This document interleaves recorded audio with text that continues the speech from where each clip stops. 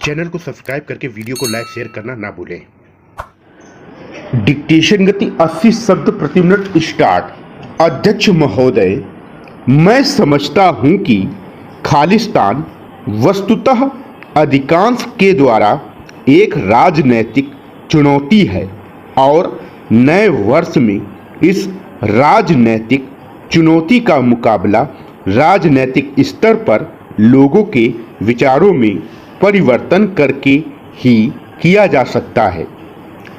लेकिन यदि सारी दुनिया में ही मंदी की स्थिति उत्पन्न हो जाती है तो अमेरिका जैसे संपन्न राष्ट्र की अर्थव्यवस्था भी इसके कारण चूर चूर होने लगती है। इसलिए यह स्वाभाविक है कि इसका असर संसार के अन्य राष्ट्रों पर भी पड़ेगा। ऐसी स्थिति में भारत की अर्थव्यवस्था के लिए एक नई चुनौती उत्पन्न हो सकती है। पिछले वर्ष सूखे की स्थिति के कारण अर्थव्यवस्था पर बहुत प्रभाव पड़ा है। सबसे बड़ी बात तो यह है कि देश के अनेक ग्रामीण क्षेत्रों में पीने का पानी, पशुओं के लिए चारा और खेतीहर मजदूरों के लिए काम की कमी हो गई है। उत्पादन को बढ़ाने के लिए बहुत कोशिश करने की आवश्यकता है। देश में ऐसा कोई किसान और व्यापारी नहीं है जो उत्पादन बढ़ाना न चाहता हो। उत्पादन बढ़ाने के लिए अनुकूल वातावरण का होना जरूरी है और उसके लिए जो साधन आवश्यक हैं उनकी व्यवस्था भी होनी चाहिए। वास्तव में हमारे देश में कोई प्रतिपक्ष नहीं है। लोकतंत्र में यदि प्रतिपक्ष न हो तो लोकतंत्र की बुनियाद कमजोर रहती है और तब हमारे मतदाताओं के सामने सबसे बड़ी समस्या आ जाती है कि यदि कांग्रेस को मत नहीं दे तो किस दल को दें, और इस कमी को दूर करने के लिए विरोधी दलों ने कोई प्रयत्न नहीं किए हैं। प्रतिपक्ष की कमजोरी के कारण अनेक समस्याएं हमारी राजनीति में उत्पन्न हो जाती हैं। सभापति महोदय, राष्ट्रपति जी के अभिभाषण पर जो धन्यवाद का प्रस्ताव सदन के सामने प्रस्तुत है उसका समर्थन करने के लिए मैं खड़ा हुआ हूं। राष्ट्रपति जी का जो अभिभाषण उसमें देश के लिए नई दिशा का निर्देश देने की कोशिश की गई है। राष्ट्रपति जी का अभिभाषण देश को नई दिशा देने की दृष्टि से बहुत ही उचित कदम है। पहला है समाज का अत्यंत गरीब वर्ग, जिसे हरिजन और आदिवासी कहते हैं,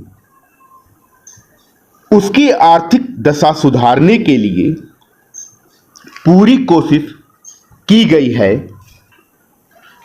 दूसरा है महंगाई रोकने के लिए ठोस कदम का उठाना और तीसरा है जनता पार्टी की पैदा की गई स्थितियों को पूर्ण रूप से खत्म कर शांति कायम करना। चौथा है आर्थिक स्थिति को मजबूत करना। पांचवा है किसानों की हालत सुधारने के लिए योजना बनाना। और छठा है नेहरू जी की विदेश नीति का अनुसरण। सभापति महोदय, राष्ट्रपति जी के अभिभाषण पर जो धन्यवाद का प्रस्ताव सदन के सामने प्रस्तुत है, उसका समर्थन करने के लिए मैं खड़ा हुआ। राष्ट्रपति जी का जो अभिभाषण है उसमें देश के लिए नई दिशा का निर्देश देने की कोशिश की गई है।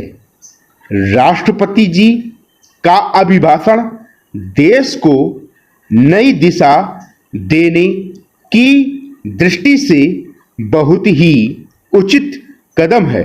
इन 6 भागों में राष्ट्रपति जी के अभिभाषण के बांट देंगे तो देखेंगे कि इससे अच्छा दिशा निर्देश और दिया ही नहीं जा सकता है।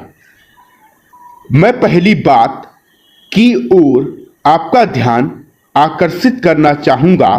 आज समाज का वह गरीब वर्ग जिसे हरिजन और आदिवासी कहते हैं, उसकी आर्थिक स्थिति काफ़ी गिरी हुई है।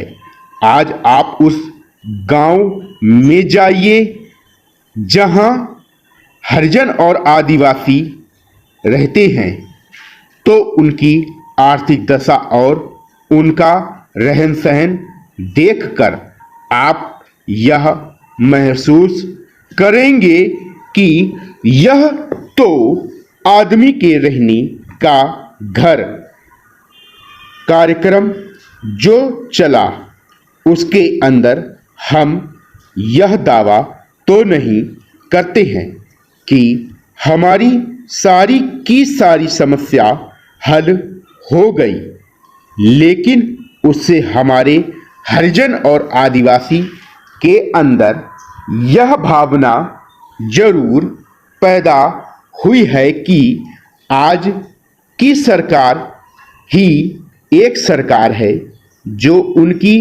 दशा में सुधार ला सकती है और उनकी आर्थिक हालत में परिवर्तन कर सकती है।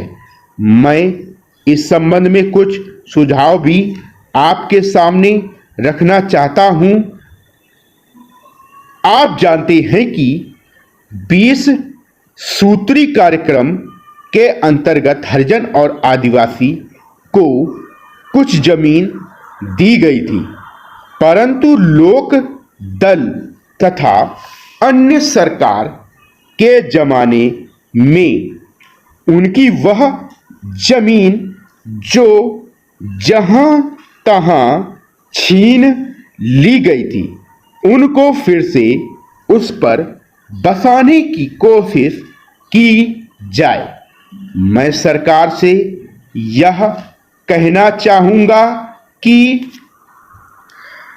हरिजन को सिर्फ जमीन देना ही काफ़ी नहीं है, उनको जमीन अवश्य दी जाए और इस काम को वह अपना मुख्य काम समझकर करें, लेकिन इसके साथ साथ उनकी शिक्षा की जिम्मेदारी भारत सरकार अपने हाथ में ले और प्रत्येक इलाके में तहसील स्तर पर एक विद्यालय हरिजन विद्यार्थियों के पढ़ने के लिए बनाया जाए। जब तक हरिजन में शिक्षा नहीं आएगी, तब तक उनके आर्थिक ढांचे में कोई सुधार नहीं आ सकता।